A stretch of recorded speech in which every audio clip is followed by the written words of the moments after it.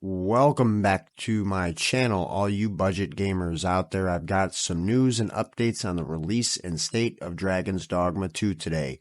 To give you a rundown of my specs before we go too far, I'm running a Ryzen 5600X with 24 gigabytes of RAM with an ARC A750 8GB graphic card on a B550 motherboard. Now, I was a big fan of the original. I remember going to GameStop as soon as it opened to pick up my new copy for the PlayStation 3, and yes, the PlayStation 3. Back then, it was a great game. It had some microtransactions in it, even back then. However, it ran smooth, it looked beautiful, and had very few bugs and issues. The good old days of AAA video games. Now let's fast forward to 2024. Dragon's Dogma 2 releases, and it's a minor train wreck, much like the Amy Schumer movie. The game is CPU locked and riddled day one with pointless microtransactions. Now, I will be fair and say that when the game is working well, it gives you that good old Dragon's Dogma feel that we all were hoping for. But about 10 minutes into loading the game and starting my journey as the Arisen, I met hard with a solid 4 to 8 frames per second that I had to muddle through for the first 30 minutes of the game, which I'm sure that if it had ran fine, maybe would have been 10, 15 minutes at most. It thankfully kind of smoothed out to an extent, but I am also running on potato settings. However, even then, the game hardly being able to push 30 frames for a $70 game is a sad state to be released in. I kind of feel like Capcom knew this was coming before release because it seems like they had almost like a prepared statement for this to address all of the issues that I think they felt like we were all going to have. I happened to notice something, though, in the statement about the performance issues. It said that the characters are CPU locked and are causing issues and are looking to why adjusting the game settings and the minimal impact it's having on the GPU. Well, probably because adjusting the GPU is not going to fix that kind of a CPU lock. But I mean, I'm no programmer, that's just my opinion. Now, enabling FSR did drastically help with frames by about 10 or 15, and being slightly more stable, but it shouldn't be required to run what should be normal frames and lack of stuttering. I mean, then you add in de novo, and de novo, this is why all of us gamers complain about de novo, because most of the games that this has this in, it's just notorious for messing with the performance, creating stuttering, all sorts of issues. Again, along with a lot of the issues that are coming with this game, they're just these weird, strange, off-color issues that I feel like should have been addressed. And again, it's just my speculation, but I feel like some of these were kind of known. But with the state of gaming nowadays, it's not about quality, it's about deadline. And I think that's kind of what the issue was here. Even after all these years of being developed, I don't think it was ready. I think they just pushed it for the deadline. Now, to add salt to the wound, there's also no new character creator option.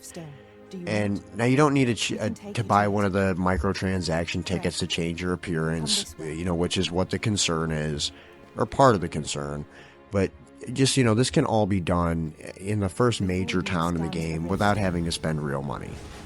But in a single-player RPG game, not having that option, in my opinion, just seems silly. Skyrim, Fallout, Ark, they all had the ability to have multiple characters and multiple saves.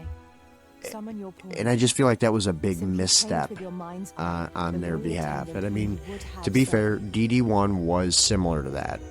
But it did have an option to start a new game if you wanted to do so. So if you finished the game or you just didn't like the way your character was going, that was before all the days of YouTube meta builds and all that. So like you had to kind of experiment with things to find out yourself. And sometimes you're really screwed up. And so having that option was a nice, thing to have in your back pocket. But I mean, in 2024, to not have that in a single player game, I feel like was just a huge marketing misstep on Capcom's behalf, and that's definitely something that needs to be addressed immediately. Now, also there's been another bug that's been discovered that by loading in from your last in save, that there is a chance that it can permanently corrupt your save file. Thank goodness I've not had this. I don't know any of my friends who've played the game who've had this happen, but I feel really bad for the people who've had to deal with that or have been unfortunate enough to find that bug on their own. How did this make that through testing?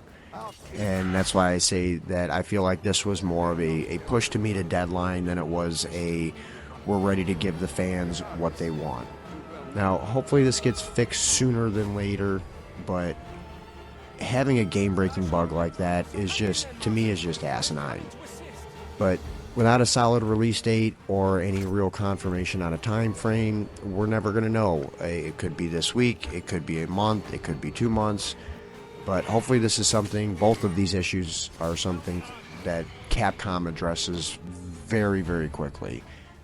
Now, all of these issues and concerns that I personally have addressed in this video, I have to say that in my right mind and as a budget gamer myself and a mid-tier gamer, I could not recommend this game to anyone in the current state. If you're going to buy the game and you own a low to mid-tier gaming PC, you're going to be playing on potato settings. You're not going to be getting a very good experience. It's going to be very choppy, it's going to be laggy, it's going to stutter, and that's not something that we as gamers should have to suffer through. This game seems like it was very much tailored to a specific higher end market, and that's kind of sad. That's a sad approach to have to a game that I feel like in game development, most of these are going to happen on very high end computers. And I don't feel like they ever really test them like on a minimum rig setup. It's a mathematical equation, and I feel like that's kind of how this was looked at. But my hopes are that they do handle these issues swiftly, because I couldn't imagine what it feels like to be a creator on the team and have created this magic that they've created, and just to see Capcom let it all burn to the ground like a dumpster fire. For just poor business choices. And I hope that they really do show the love to the creators and the developers of the series and not waste such a huge opportunity on such a highly anticipated game. And that's all I've got for you today. Let me know down below what your thoughts are on the current state of the game and what your experience has been so far and what kind of a rig that you're playing with. Until next time, thanks for stopping by, and I hope you enjoyed the content.